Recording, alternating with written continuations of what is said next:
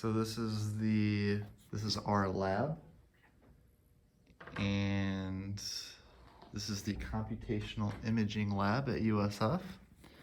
So this is where Dr. Murray Bruce and me and all the students do our experiments. So going over here, we have a hidden scene, and we have a few objects that we want to reconstruct. And the light from these objects are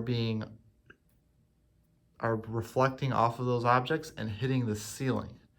And so we use these cameras to take pictures of the ceiling and use the pictures we capture here to reconstruct the objects in this room. And so as you can see, the walls are black because in our experiments, we don't want to have to reconstruct the walls. So we make them dark so that they don't contribute very much light to the ceiling. And then also our ceiling it's a very white, so it's very reflective. And so all of those things help our experiment. But we have done experiments where we put these big white pieces of cardboard in to make the room a white room. So if we go over here, we have a smaller version of the setup. And so we have a scene that we want to reconstruct. And then in this case, we're taking a picture of this floor with this camera, and this is called an event camera. And so we're working on an algorithm that you can use the event camera to reconstruct the objects. And then lastly, we have another setup where we try and figure out what is on this computer screen by taking a picture of this wall. And so if I turn off all the lights,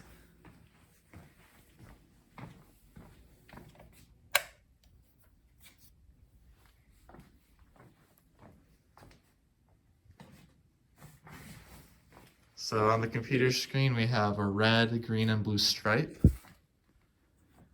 And we want to look at this wall, and we want to guess what is on the computer screen.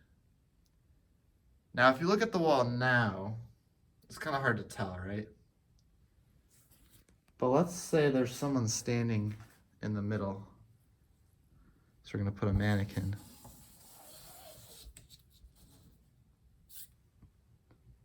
Now we see this rainbow shape, this rainbow pattern appear on the wall. And depending on where the mannequin is, we see a different shadow. Let me actually lower the monitor down so we can see it better.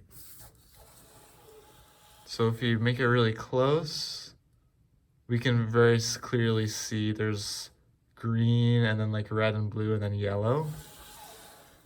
If we pull back, and we can even see these shadows like on the plants, although it's more, the plants are a more complicated object, so we see a different pattern here. And if we look at the chair, like under the chair, we can see the rainbow, right? So anyways. And so as far as why does it make this rainbow pattern? Well, if we think of the red, green, and blue, the red, green, and blue are the most fundamental colors that our eyes can detect. So if we imagine that there's a certain angle where the blue is blocked by the mannequin, because at that angle, the light from the blue is blocked. So that would correspond to the yellow stripe. So that means that the red and the green are combining to become the yellow. And then there's another angle where the green stripe is blocked by the mannequin, and so the red and the blue will combine, and that makes purple.